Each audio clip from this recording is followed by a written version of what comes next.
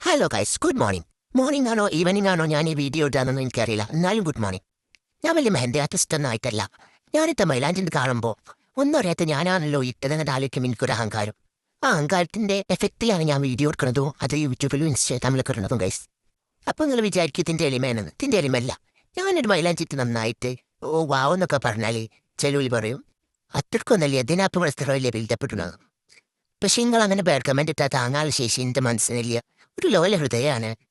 അതുകൊണ്ട് എന്നെ ഞാൻ തന്നെ എൻ്റെ ആദ്യ കുറ്റം പറഞ്ഞ ആർക്കും വിഷമമില്ലല്ലോ എന്ന് വിചാരിച്ചിട്ടാണ് ഞാൻ തന്നെ എന്നെ ട്രോളുന്നത്. ഒരു ആർട്ടിസ്റ്റിൻ്റെ രോദനങ്ങൾ മനസ്സിലാക്കണം ഗൈസ്. ഉള്ള കഴിവുകളൊന്നും നാലാളോട് പറയാൻ പോലും വയ്യ.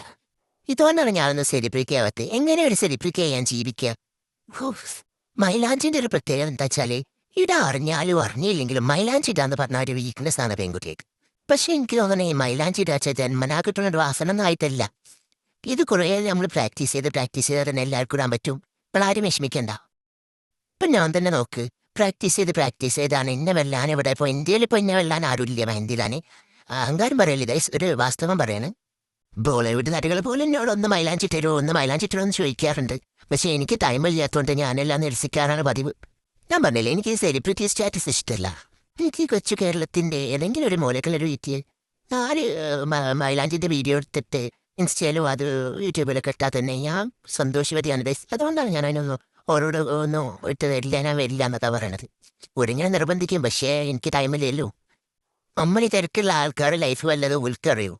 നമ്മൾ ഫുൾ ബിസിയല്ല ഗൈസ്. അതൊക്കെ പോട്ടെ, ഈ മെഹന്തി എങ്ങനെ ഉണ്ടെന്ന് എല്ലാവരും കമൻറ്റിൽ പറയണം കേട്ടോ. എന്നെ ലൈക്ക് ചെയ്യണം ദയവ് ചെയ്തിട്ട്. എത്രയെന്ന് വെച്ചിട്ടാണ് ഞാനിങ്ങനെ പറയാം.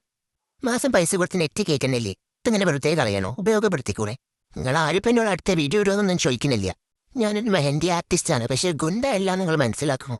എൻ്റെ ഉള്ളിൽ ഒരു ലൈക്കും കമൻറ്റൊക്കെ കുതിക്കുന്ന ഒരു ഹൃദയമുണ്ട് ഗൈസ്, നിങ്ങൾ മനസ്സിലാക്കണം. ആരോട് പറയാൻ, ആര് കേൾക്കാൻ? ശരി എന്നാൽ.